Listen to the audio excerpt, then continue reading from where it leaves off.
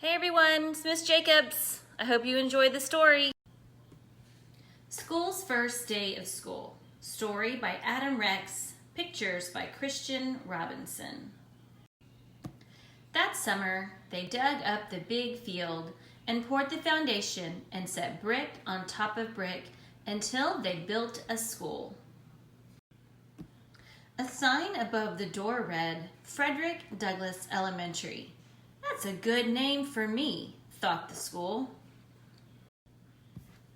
Most days, a man named Janitor came to mop the school and buff his floors and wash his windows.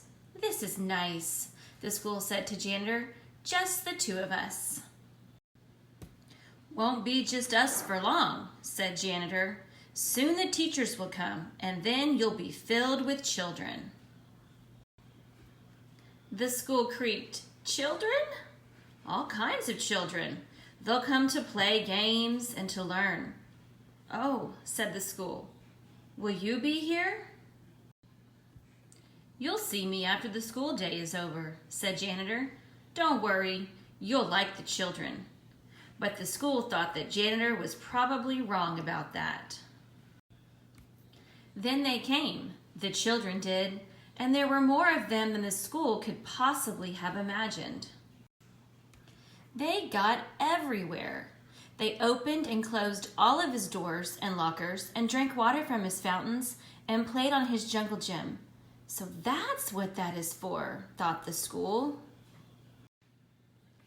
Some of the older kids gathered by the school's back fence and showed each other their bored faces. This place stinks, said one. And the school gasped. I hate school, said another with puffy hair, to the agreement of his friends. The school sagged a little. One very small girl with freckles didn't want to come inside the school at all. Her mother had to carry her.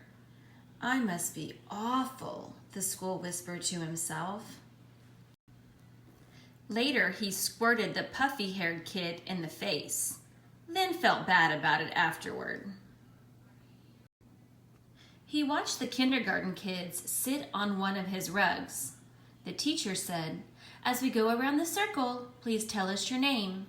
There was an Aiden, a Max, a Bella, and another Aiden, and an Emma, and a Caden, and a Chloe.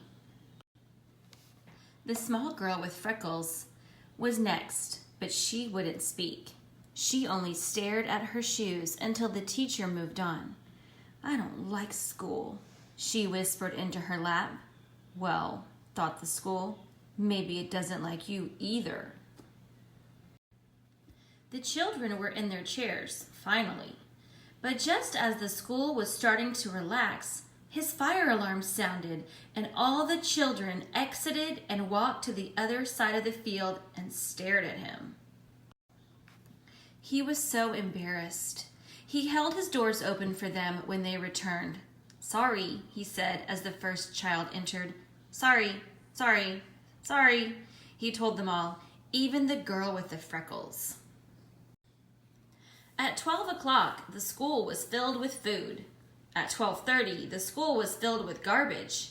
At one table, a boy told a funny joke, and another boy laughed so hard that milk came out of his nose.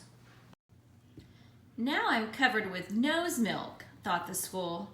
He had to admit that it was a pretty funny joke, though.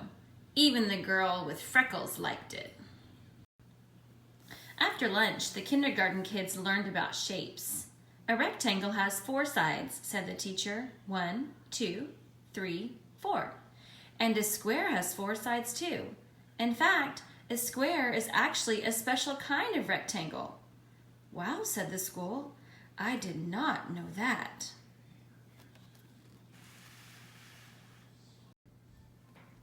Afterward, the children made pictures with glitter and paste. The girl with freckles made a picture of the school. It looks just like me, thought the school, except glittery. It's like she's known me all my life. Do you think I could have your picture? The teacher asked her. Don't tell anyone, but I think it's the best. The school thought she was probably right about that. The freckled girl smiled when the teacher stuck her drawing onto the school wall with a pushpin. "Ouch," said the school, but he didn't mind. Not really. At 3 o'clock, the parents came to pick up the children. At 3:30, janitor came to pick up the school.